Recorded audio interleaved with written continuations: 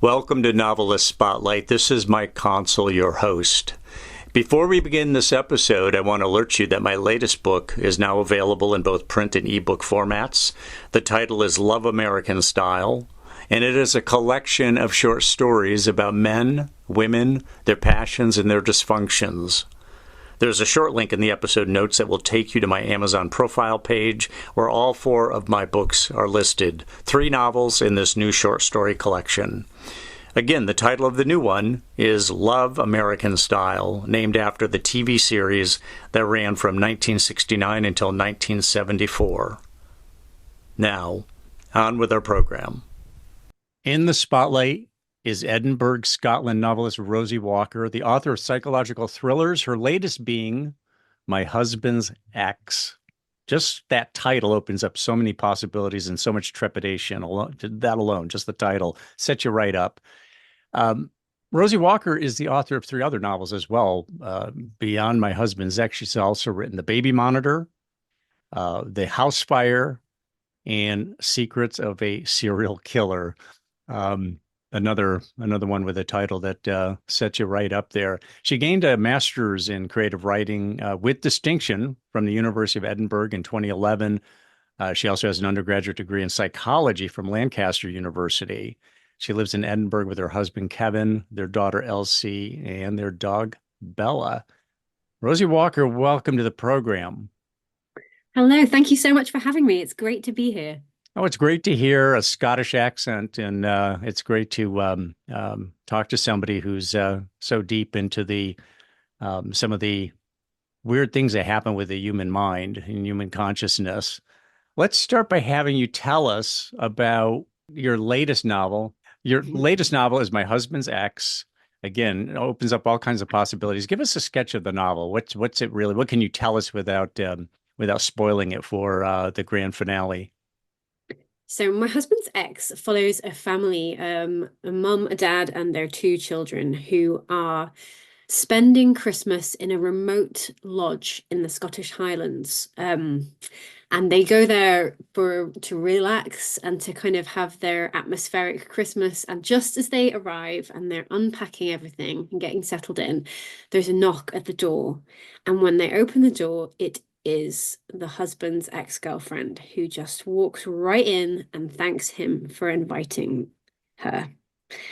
And from there, everything kind of spirals out of control. They have no idea why she's there. She's called Alice, the ex-girlfriend, why Alice is there and what she wants and what she will do to get what she wants. And there's a big storm and everyone gets trapped inside the remote lodge, and chaos ensues. Wow. So she shows up. I'm assuming the husband's saying, I never invited her. She's just showing up. She's crashing our time, correct? That's right. Yeah, he has no idea why she's there, and he seems pretty genuine when his wife Sadie asks him, why is she here? Why is she saying that you've invited her? And he's completely baffled. He has no idea why. What got you onto psychological thrillers? There's a lot of different genres. Psychological thrillers is a great category that attracts a lot of readers. But obviously, you felt an affinity for psychological thrillers and the human pathology, mental pathologies. What got you onto it? Funnily enough, when I first started writing my debut novel, I didn't really know where it fit genre-wise. I had to ask my publisher after I'd been offered the deal what genre they were envisaging it fitting in, because I'd always been very, very interested in the workings of the human brain and what happens when it goes a little bit wrong, which is why I'd studied psychology in my undergraduate degree. And then that kind of deviated into being quite interested in serial killers. I think mainly because I still don't really understand what happens in a person's mind to cause them to do things that horrific to other human beings. It's completely unfathomable to me.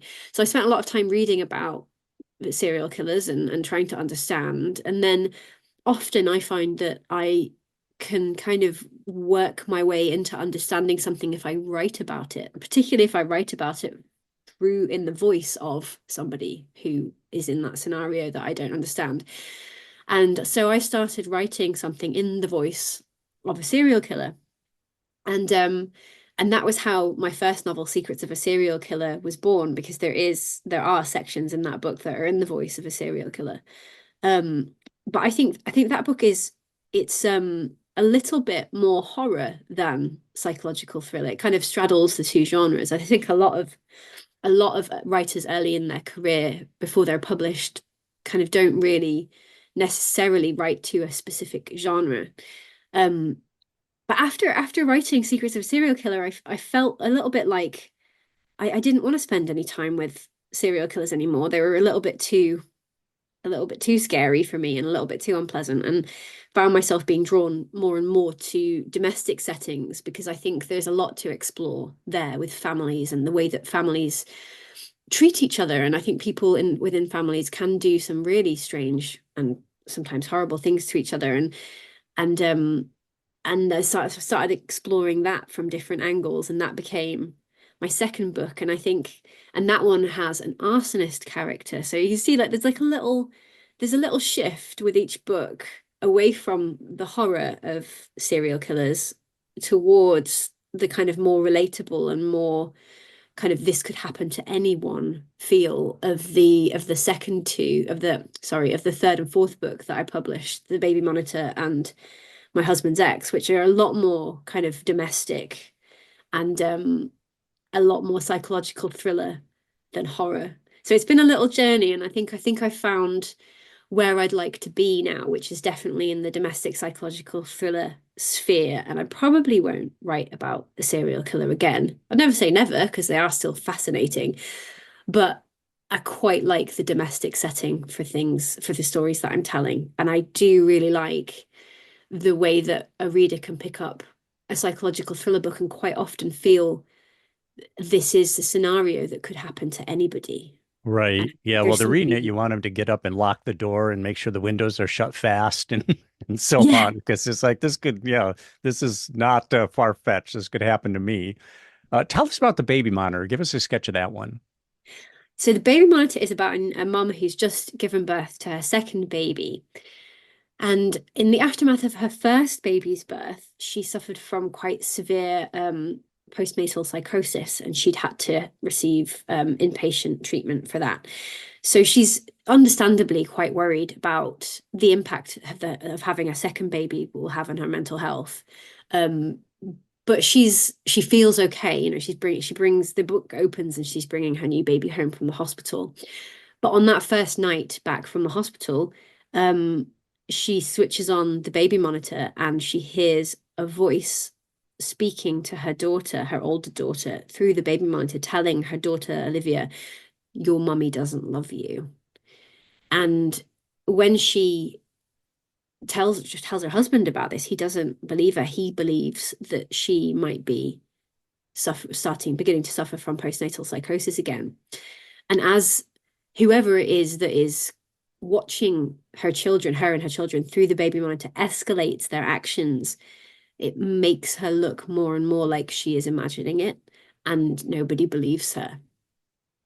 Wow, what a nightmare scenario that is. Yeah, wow. Um, so your ideas come from where? Are they torn from the pages of exotic stories from newspapers? Are they imagined? Are they strictly products of your imagination? Where do you think your ideas come from? All sorts of different places. So the baby monitor actually came from a collection of news stories, like you said. I think quite a lot of ideas of mine come from news stories, and I'd seen a series of articles in online articles from news sources of recorded footage from people's Wi-Fi baby monitors showing people, like strangers, trying to talk to these children, like screaming and disturbing them, waking them up from their sleep, just to really screw around with these families. And it was really quite freaky that to see that footage. And I ended up contacting quite an influencer who had quite a large following, and just said, like, have you heard about, have any of your followers or if you talk to anybody who's experienced this baby monitor hacking happening, because that's really fascinating and I'd quite like to explore it a bit more. And she shut me down straight away. And she basically was like, it doesn't really happen. It's a myth. And it's a dangerous myth to perpetuate because people are switching off their baby monitors when they need to be able to see their children. And she just completely shut me down.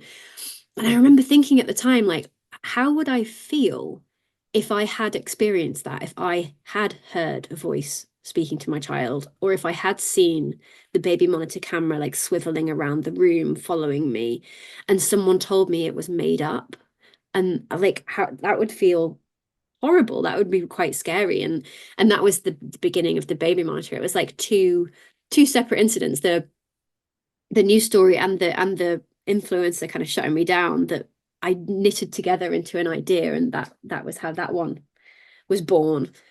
And then my husband's ex actually began in a completely different way, and it had been a short story from years before that I'd written when I was doing the masters at the University of Edinburgh, and it was about a man who bumped into his ex-girlfriend on the street, but she was homeless and she was begging, and he saw her, and he just didn't know what to do, because seeing like your first love in a scenario that you just could not fathom them being in, he just carried on walking and walked straight past her. And it wasn't a psychological thriller story, but it just that image of somebody in that moral dilemma of, can I help her? Should I help her?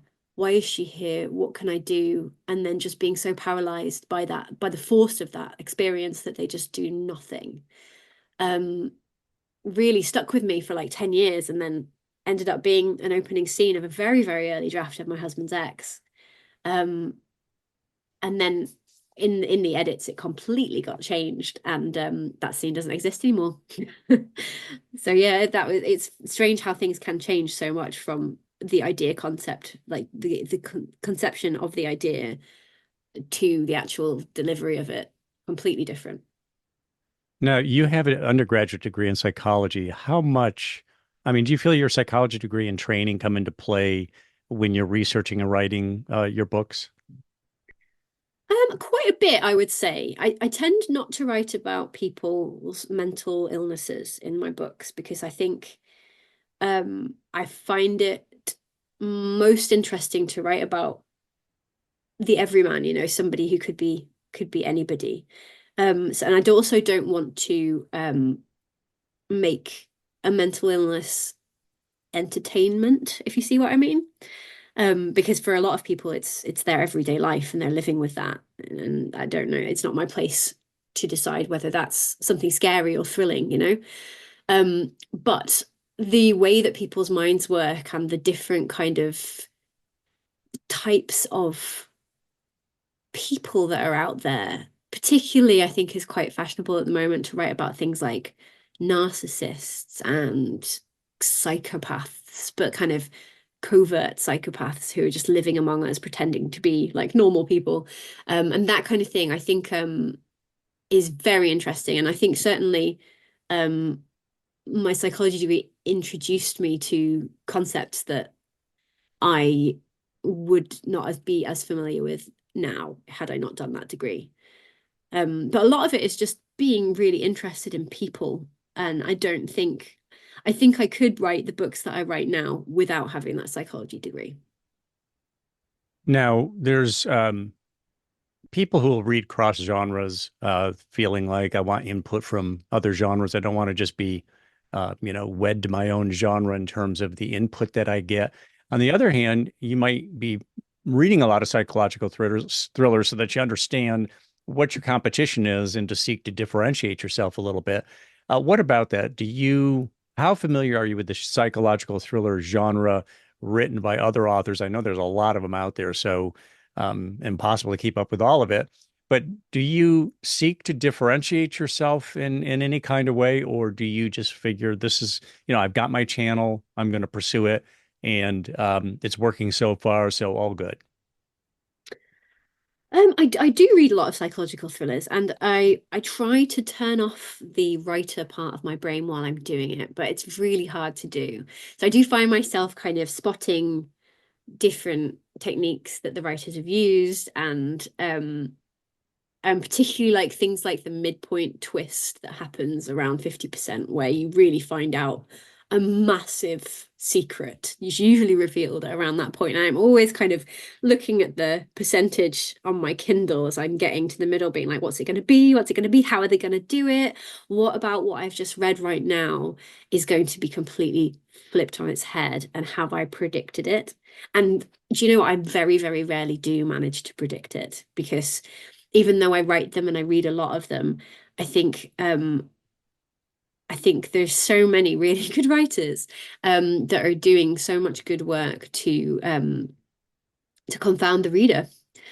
So yeah, I think it's a tricky one to unpick these things. And what I have done, I have taken a very, very popular psychological thriller novel and plotted each chapter into a spreadsheet to really, really pull apart the work that the author's doing, because I thought it was so good. I wanted to know, like, where are all these twists? How are they foreshadowed? Where are the hints? Like, how many hints has this author done before the reveal? You know, and the kind of really forensically took it apart, because I just admired it so much. It was a really interesting exercise.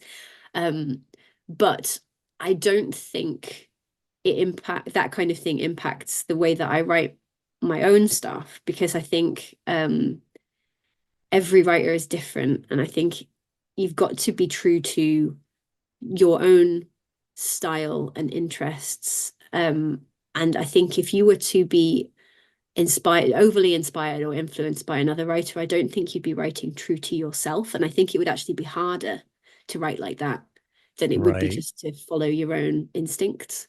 Yeah. Why a spreadsheet? Why did you use a spreadsheet to do the analysis?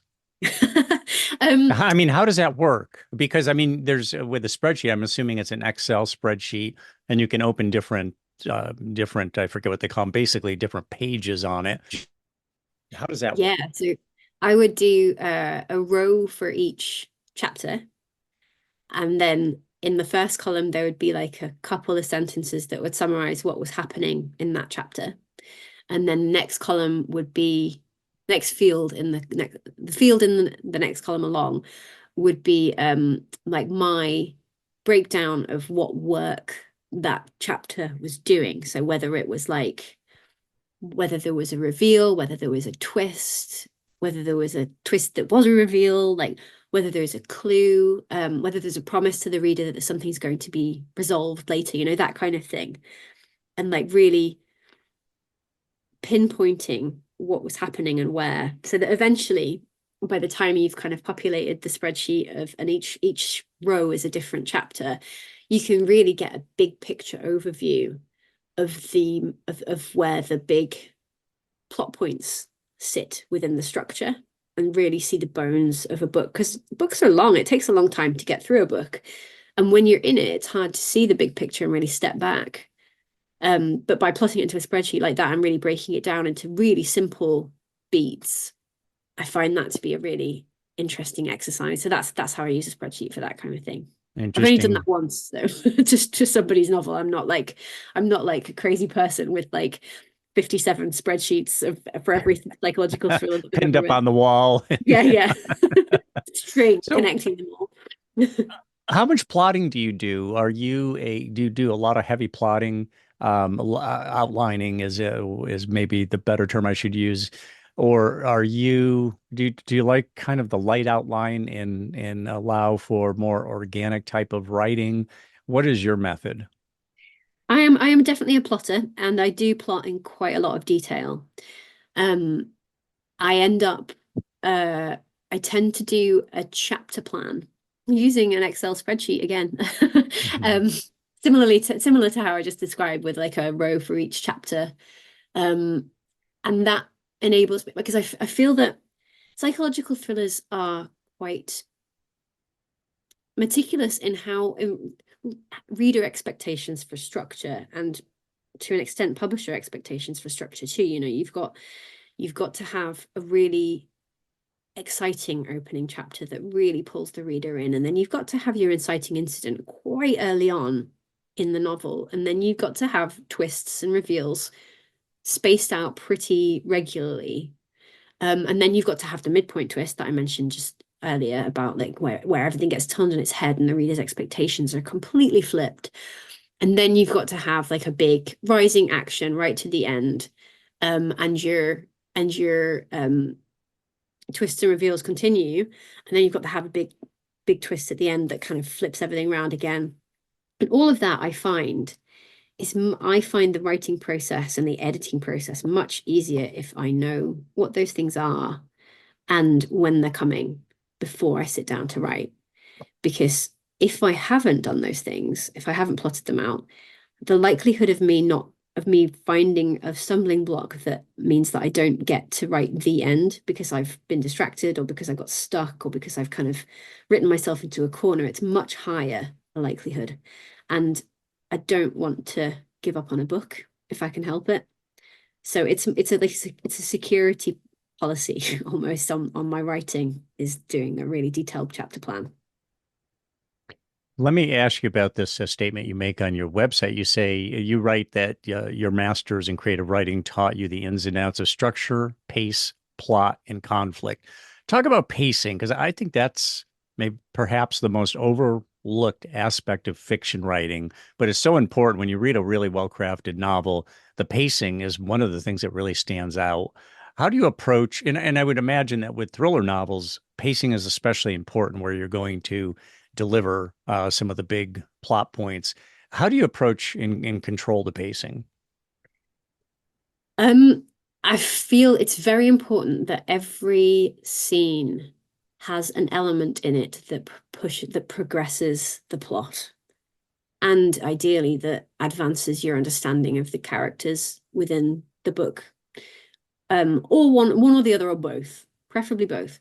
And I found this, I read this article once about, funnily enough, Stephanie Meyer's Twilight. And what it said basically is the pacing of that novel is incredibly good. You can say what you like about the quality of the writing or anything like that, but this article said, like, you open Twilight at any page, and when you look at that page, there's something exciting happening on that page.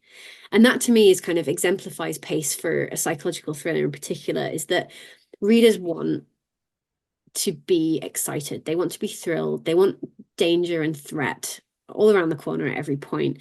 And if you've got a page that's outlining, your character getting ready for work and putting on their makeup and brushing their hair, and then they get in the car and they go to work and they have a normal day at work and then they come home again, that's going to be a very, very slow paced book, and your reader's not going to keep reading. And but then again, there are psychological thrillers that have much slower paces than is kind of typical or traditional, like the new I think it's Chris Whitaker's All the Colors of the Dark. It's quite long, it's quite slow, but it's beautifully written and there's so much happening, and it kind of defies all expectations of the genre and surpasses them. So it's not, there are no hard and fast rules, and excellent writers can break those rules all the time very successfully. But I tend to try very hard to have a real snappy pace, and for me, that is something exciting happening as often as possible, and everything has to contribute to the plot. Interesting. So, when did you, actually, before I ask you when you started writing and when you got interested in writing, I'm curious what characteristic is you possess that you think really lent yourself to writing, or a particular characteristic that really was one that was indispensable for your ability to write at the level you do. Could you identify that particular characteristic in yourself? Obviously, you possess many, but is there one that is standout that, if it wasn't for this, if I wasn't this way, I wouldn't be nearly as effective at what I do? Ooh, I like that question. That's a really, I've got to think about that. I think maybe determination, because I think I decided that I was going to be a writer when I was about like 8 or 9 years old, but it was another 20 years before I actually properly started to write in a way that would lead to me being published.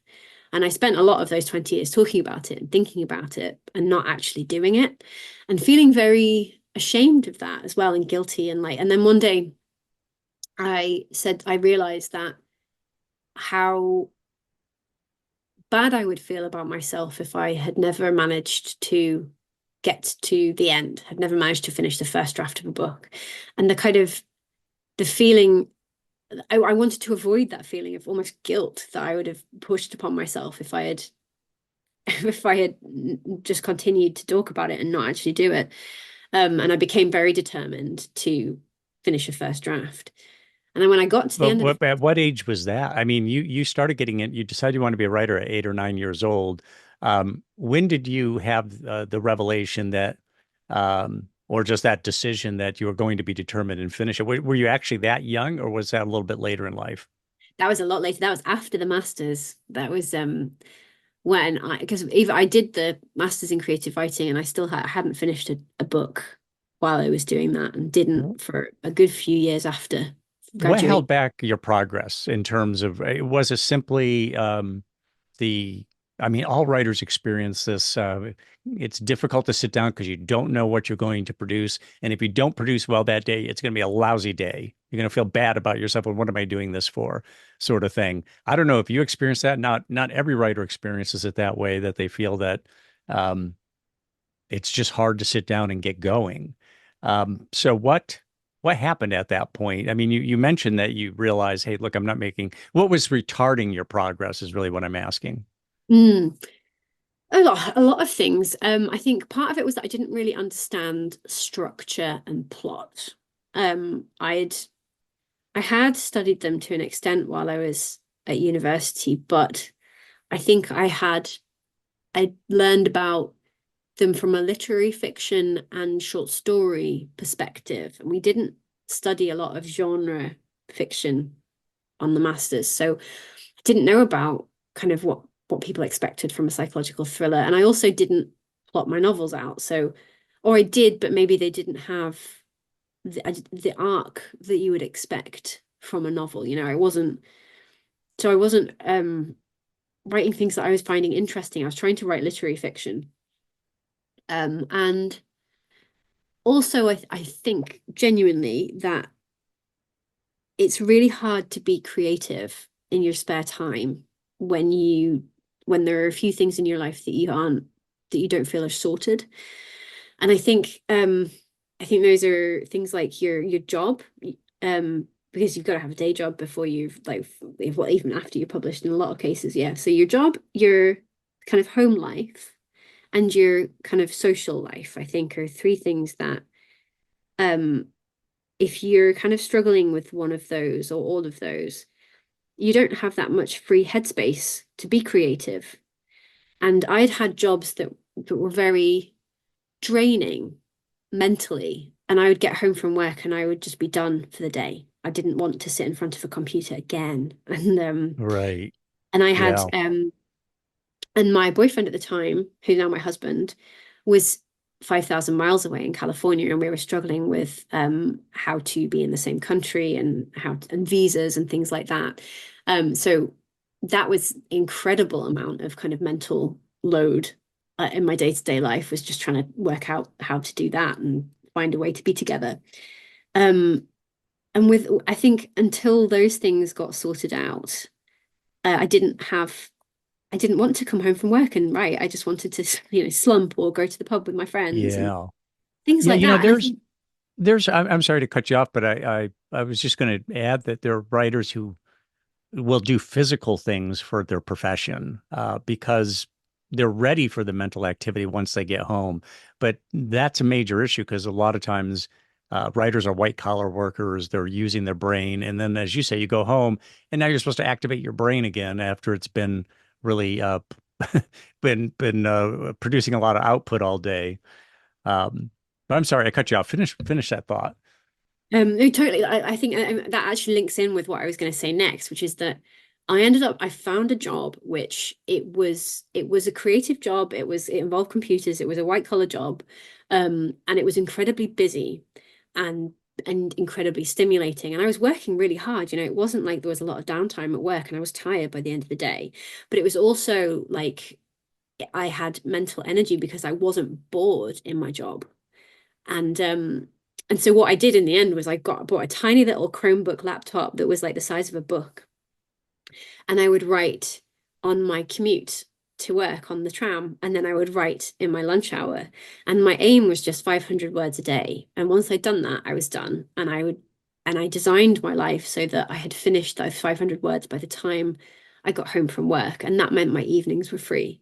And so I wasn't like forcing myself at the end of a working day to sit in front of a computer anymore. And I was kind of being really creatively stimulated in my work too, which wasn't like a massive arty job or anything like that. I was doing comms for an aviation company. Comms as in communication? Yes, yeah. Okay. With an absolutely fantastic team who we just got on really well. And it just meant that like instead of sitting in front of a computer and refreshing my emails and kind of having my day drained away by not being stimulated enough, by being stimulated in my job, I then had enough mental energy to write in my free time. And that was how I did the first draft of what became my debut novel. Was like and so I do think that I think a job can help you. And I don't think it needs to be I don't think it needs to be wildly different to writing. I don't think you need to have solely a physical job or not be in front of a computer. I just think it needs to not drain you mentally so that you have enough energy to fit that writing in around it. Yes. So how does a girl of 8 or 9 years old decide she wants to be a writer? What happened that you said, that's it? Was it a book you had, a story, a movie you had seen? I knew a guy, the author Campbell Black, who said to me one day, and then this was before I even did this podcast, he said that he heard Dylan Thomas on the radio being quoted and said, that's for me. It was just a eureka moment. That's for me. And from then on, he decided he wanted to be and became a successful writer. What was it for you at that young an age?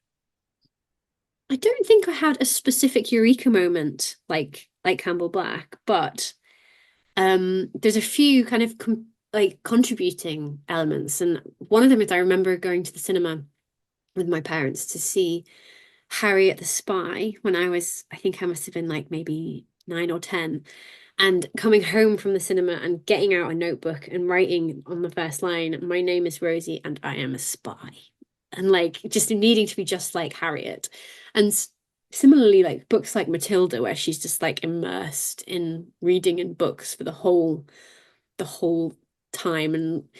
And just I loved reading and I loved books and I loved ghost stories and creepy stories and books about secret passages and mysteries to be solved. I was a very, very big fan of Enid Blyton's Famous Five series, for instance. And like I was desperate to be able to write stories like that. Well, actually, at that age, probably more desperate to live stories like that. But it became an ambition to write them also.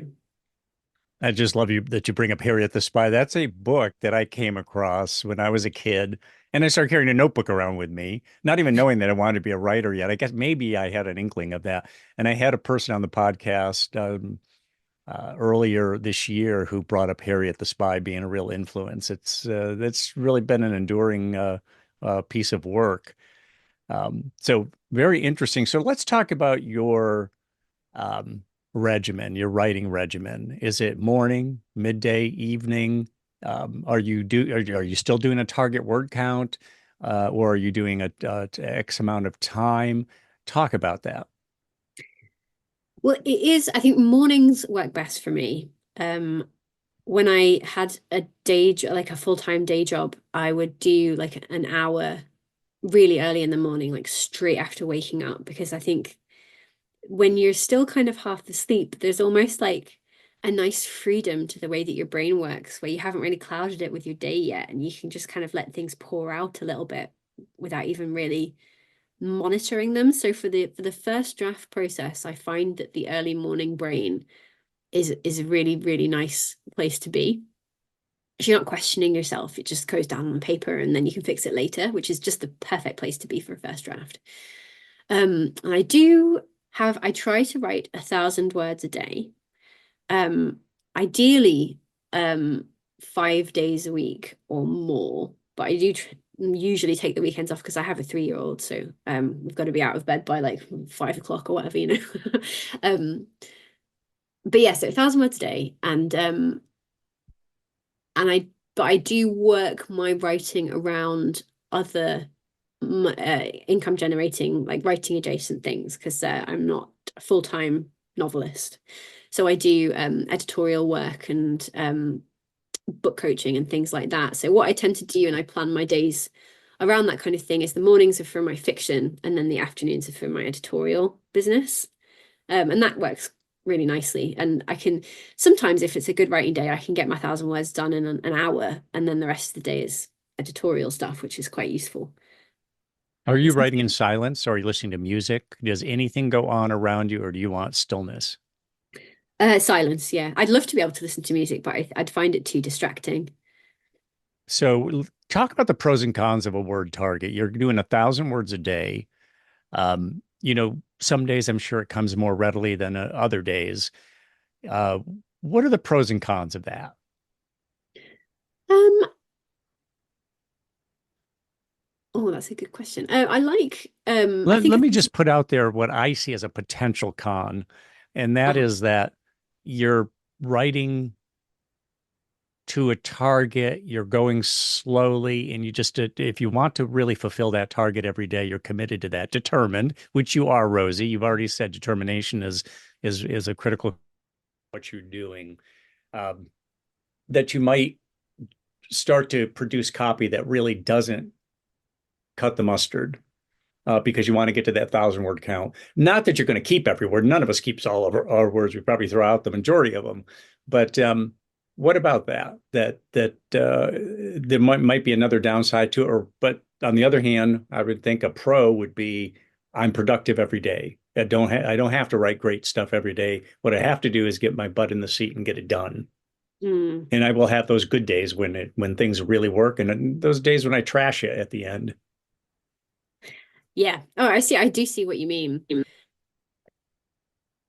I think so I think what one of the things I do like about having a specific target in mind is that you kind of know how long it's going to take you to finish your draft. Like if you're writing 1,000 words a day, 5 days a week, then you're getting 5,000 words a week minimum, usually. Which means that you know when you're going to get to your total word count target, and you can kind of plan your editorial phase based around that. And that's quite handy. I mean, there are days when I sit down at the computer and write 2 words and just say, oh no, not feeling it today. That's not going to happen. But then there are days when I get sat down at the computer and I've written 2,000 words before I've even checked where I've got to. And I think one of the pros of this goal is that I am a better writer if I open my manuscript every single day, and connect with it in some way, because I can remember what I wrote the day before, especially if I reread it a little bit before I start. And it means that there's a continuity there and a kind of flow that is a bit harder to maintain if you're not visiting it every single day. I'm not like some writing advice implies that you can't be a writer if you don't write every day. And I completely disagree with that. I think you can. I think my writing is better if I write every day. Yeah, that's a great point, just having contact with the copy. Because don't you think that when you're writing, or at least you're keeping your writing front and center, even if you're not writing that day, you just simply opened it and kind of refamiliarized yourself with your most recent effort, that it incubates, that in the unconscious mind goes to work on what you're writing and will produce something for you. So maybe it's the next day and you're not simply checking in with it. You're doing your 1,000 words. How big especially as a psychology student, graduate, how big a role do you think the unconscious mind plays? Oh, massive, massive. How many people do you know, have you heard say that they got they realized the solution to a plot problem that they were having while they were in the shower. Like, it happens to everybody. You're like, you got your hands full of shampoo and you're washing your hair, and suddenly, boom, there it is. There's that thing that's been bothering me for weeks. And suddenly, without even thinking about it, you're not consciously thinking about it, you're doing something completely different. The solution just presents itself while you're doing something completely not related to it at all. And that's the subconscious working underneath it all, isn't it? And it's like almost by giving yourself a little break and doing something else, your brain has been working on it in the background without you even knowing. Like, I really think the unconscious takes an incredible role in creativity. Mm-hmm. Yeah, I agree. I agree. How generous are you with the quality of your output? You're doing your 1,000 words. There are people who say, for instance, what you were saying, that first hour in the morning where you're still kind of in twilight sleep, so to speak, and things flow a little bit more readily. It sounds to me like that internal censor or editor is kind of shut off more so in that first hour than later. But a lot of people say just like Julia Cameron says, lay track, meaning produce copy. It doesn't have to be great, but you need to produce it. But at the same time, if you're going to take that approach, then you have to accept that a lot of this stuff is not going to be the kind of quality that we're looking for. And I likely will have to throw it out at the end or just do a rewrite on it and it's fine. But so my basic question to you is, how generous are you in terms of what you put on paper or on the screen and allowing it to be lousy, being that it's your first draft? I do let my first draft be a dirty draft, so to speak. It's there are spelling mistakes and kind of things in brackets that say like insert description here and things like that, because I think whatever you have to do to keep up the momentum is very valuable. I do find though that planning in advance so that you know what's happening next helps with the track that Julia Cameron mentioned. You stay on the track because you know where the track is and you've planned it already, which helps me a lot, particularly when kind of my brain is kind of still half asleep, for instance. And then what I do then is when I sit down at my desk for the day, before I start writing, I go to the previous day's words and I reread them. And sometimes I'll make little tweaks and like correct a few spelling errors if they're there, and like make comments in the margins. So I won't do massive rewrites or anything like that, but just make a comment that's like, you might need to fix this in a future draft and things like that. So even at that point, it's still a first draft, but it's had my eyes on it the next day before I start writing my next chunk of words, because also that helps to continue the tone of what we wrote the day before and kind of stops you dropping any kind of continuity elements because you've refreshed your memory about where you left off. And so it means that by the time I get to the first draft, even though I haven't gone back and edited it, and it has been a dirty draft, there has been one editorial run through on it just in the kind of daily chunks, and it helps a lot for it to be kind of relatively clean for when I revisit it to do a rewrite before it goes to my editor. I like that phrase you use, keeping up the momentum. So making sure you're in contact with your copy is one way to make sure that things are still flowing, or kind of planting the seeds for that. And then you're talking about when you're doing the actual writing, you want to go ahead and allow yourself that dirty draft so that you just keep working. And I like that the dirty draft reference as well, in the putting brackets in there to say, I'm not going to do this later, but I'm not going to slow down right now. Don't have time to make a pit stop here. Do you have any obsessions? What are you obsessed with? Oh, what am I obsessed with? Ben Affleck and J-Lo's marriage. Or former marriage now, I think. Yeah. What else am I obsessed with? Loads of really weird stuff like that you would not expect from a thriller. I watch a lot of reality television, like Married at First Sight and Love is Blind and things like that. Yeah, that's my wife and I watch those. Love is Blind, Married at First Sight. Really interesting. Why do you watch those? What do you get out of those? I mean, I'm curious what your take is on. Does your husband join you in watching those, or is that strictly your viewing? Oh, he hates them. He like if he walks Most in a men do. room. I don't know. For some reason, I love them, but what draws you to them? What do you get out of them? Is it sheerly entertainment, or do you also see kind of behavior and interactions that you think you can pilfer for your own writing? Oh, definitely. So both of those things. I love the kind of mindless entertainment of it. And guilt and it feels like a guilty pleasure, but it's not, because if ever I kind of find myself feeling a little bit judged by people, I can be like, I've written 5 books. Like, come on, everyone needs to relax. But also, like I do find them the characters, they're real people, I know, but they feel like characters. They're interesting people, and I like to armchair diagnose them all with things. Like, I like to text my friend if she's watching the same show and like kind of exchange views. But going back to your initial question of obsessions, I am obsessed with the idea of behind the scenes in these shows. I would pay so much money for a documentary that showed us the conversations that the producers have with the contestants in these shows and how they manipulate these people into doing what they want them to do for the maximum drama. But also from a perspective of like what draws me to them, I am really interested in the storytelling elements of it. And like there's an editorial team behind these shows, and they have access to an enormous amounts of footage, and then they make the stories from this footage.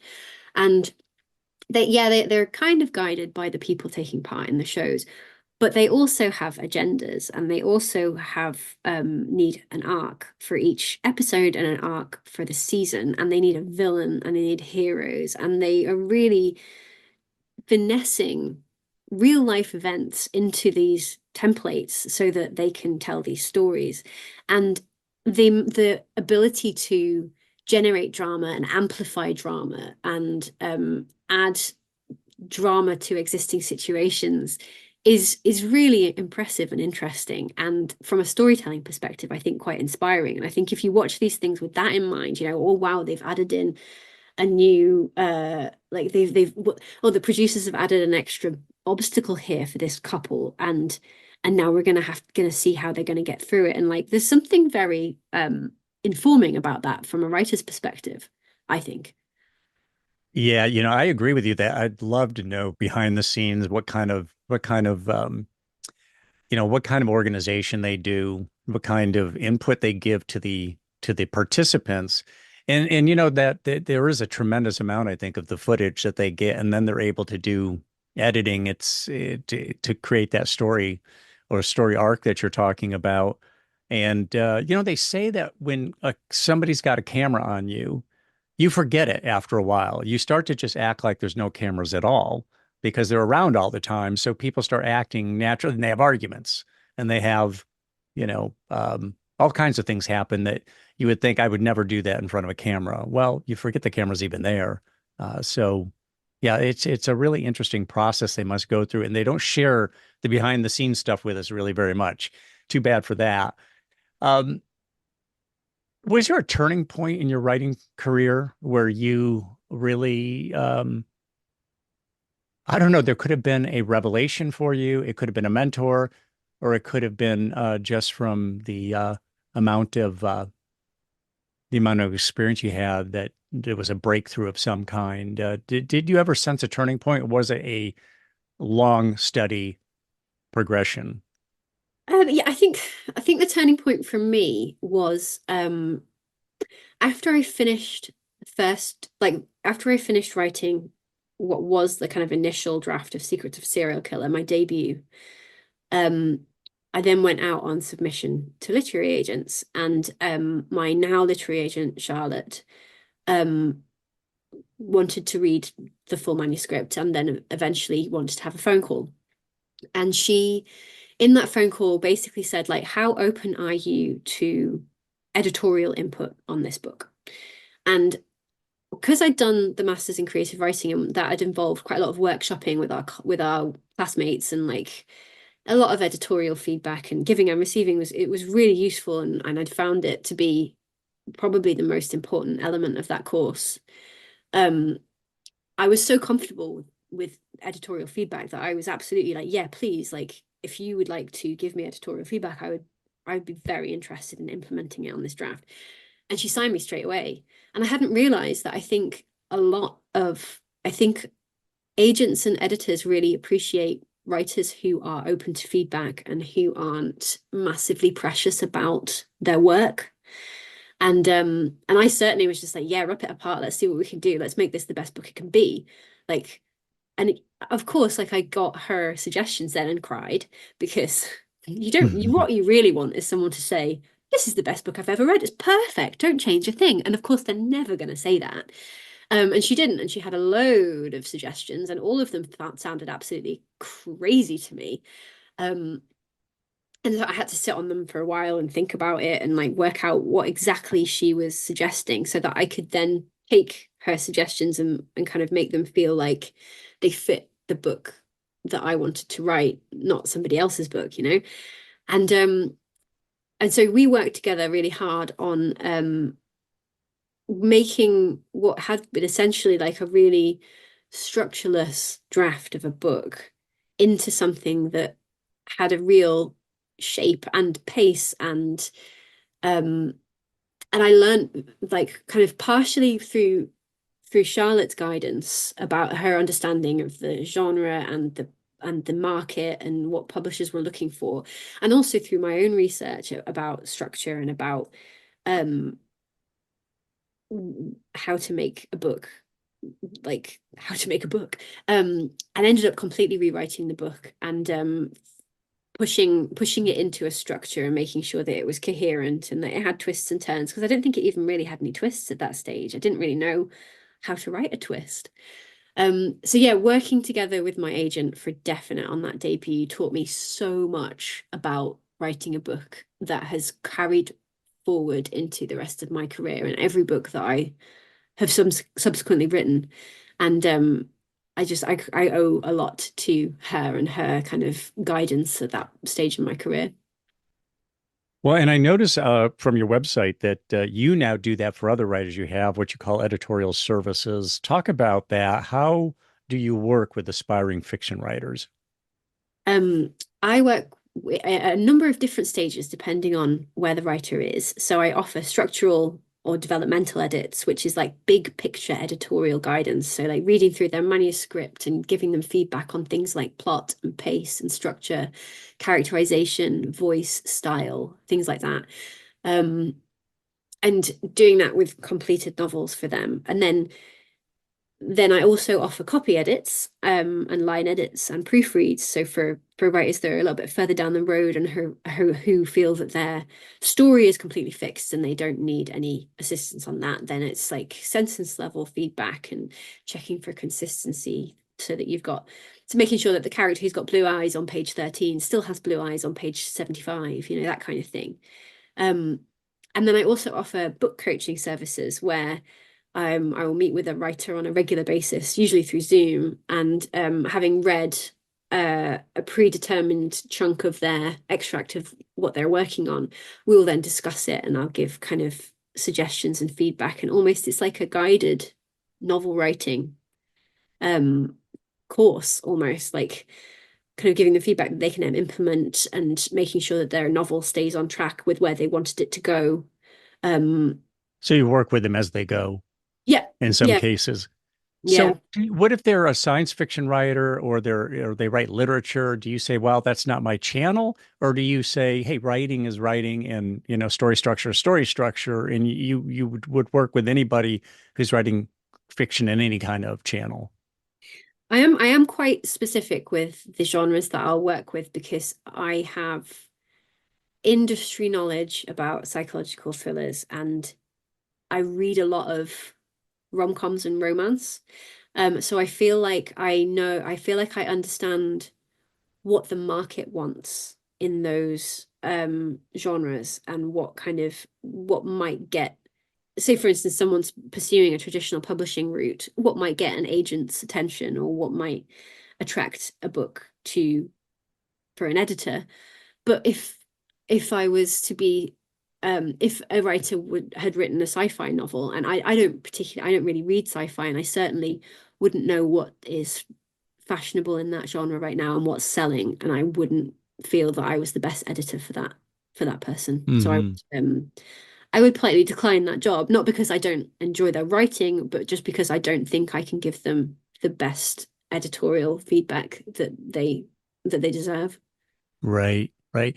So I noticed that your books, My Husband's Ex, published this year, 2024, but also was The Baby Monitor also published in 2024? Yes, yeah, The Baby Monitor came out in February and My Husband's Ex came out in May. Wow, those are rapid fire. So how they land so close together? Is there a story behind that? So the publisher who published those two, Bookerchaw, they're an imprint of Hachette. They are really, really interesting, and I really admire the way they work. They're very data driven, and they observe trends in the way that readers buy books. And one of the things that they respond to is what's going to get readers to buy more books. And what they said with The Baby Monitor and My Husband's Ex is that what they wanted ideally was for someone to finish The Baby Monitor and immediately see that I had another book coming out and go and pre-order that one, and kind of develop a momentum and a kind of solid reader base from because those books were coming out in such quick succession. And I think it's a really interesting approach. And also it's similar to like if you speak to readers who read series, and quite a lot of readers who read series, they say that they don't start book one until they know that the series is finished. And I think there's an element of like readers want to know what they're reading next and when it's going to be out. And perhaps that, and I think they were testing whether that worked with standalone books as well as series. And initially, actually, My Husband's Ex was meant to come out just a month after Baby Monitor, but they moved it back a couple of months, just for various publication reasons. But yeah, they were really, really testing the close succession with that one. Mm. Do they feel like it was a success, or is it too early to determine that? I I don't mean, know, actually. I haven't asked to follow up, but what I have heard since is that they don't feel that standalones necessarily need to be in that close succession. mhm. So I'm wondering if maybe they've looked at the data and it didn't make that big an impact, maybe. Gotcha. So, what are you working on now, Rosie? I just finished my fifth book, which is I don't know how much I can talk about it, but it's full of big twists and turns, and it opens with a dead body. And I'm very, very proud of it. This is the first writing experience that I've had where I reread my book before I sent it to my editor, and I was like, this isn't bad. I like this. And like normally by this stage of writing, I'm just like, oh my God, this is the worst thing I've ever written. But this time it hasn't been like that. And I won't be like, it won't always be like this. So I'm just relishing this feeling of like, I've written a book that I quite like this time. It will change. My feelings about that book will change as soon as the first NetGalley reviews roll in. But for now, it's quite nice to be in that place. So you feel like you in terms of your writing, you've peaked, not peaked with this one, but your writing, the quality of your writing hit a new high with this one that you're about to come out with. Can you say the title, or are you supposed to keep that under wraps? At the moment it's called The Bride's Secret, but I think it might change. You know, your publisher can change that at any point, even just before publication if they want to. But that's what it's called right now. And I wouldn't say that I've peaked or that my writing is better than ever. I think it's just that some books come easier than others, and this was one that was a pleasure to write. Interesting. Now, let me finish by asking you um, how you think your writing will change as you get older. You're still a young woman. Um, as you age, do you have any thoughts or insights as to how you think your writing will evolve? I've already seen it evolve quite a bit, and it's been really interesting. Like I certainly, like I mentioned earlier, don't want to write about serial killers. I I think I think I'm becoming softer as I get older, and things that I used to find fascinating now, if they're deeply unpleasant, I don't particularly want to spend time with them. And I'm wondering if, as I get older, maybe my stories might become a little bit kinder and nicer. Maybe one day I'll write a rom-com. Or maybe like my characters will I think there's a really, really nice subset of psychological thrillers where, yes, think horrible things are happening to people, but they're good people, and like maybe the moral dilemma fiction. Not so Like horrible. So your writing will get, in your storytelling will get softer or gentler with time. quite possibly. I Quite think that's possibly. the Okay. trend that I've observed so far, is that, people aren't being hacked into pieces anymore in my books. They're and maybe there'll be happy endings more frequently. You never know. Well, and with your first one, Secrets of a Serial Killer, you said, I don't think I'll ever write again about a serial killer. You kind of move past that. So very interesting. And then beyond that, do you already have an idea for your what would it be, your seventh one beyond that one? Beyond the Um, brides? so the one after the Bride's Secret would be my sixth one. That one's already plotted, so I'm just kind of reviewing the chapter plan for that one now. Okay. And Okay. then the seventh one after that, I've just ideas at the moment, just kind of one-line emails to myself sitting in my drafts folder on my inbox. Very good. Our guest has been Rosie Walker from Edinburgh, Scotland. She's the author of psychological thrillers. Her newest is My Husband's Ex. It's out there now. It's in print, ebook, and audio edition. Rosie Walker, thank you for coming on the program. Really appreciate your time and your insights. Yeah, thank you so much. It's been really nice to talk with you, and your questions were fantastic. I really, really, my brain has been working in overdrive. It's been great.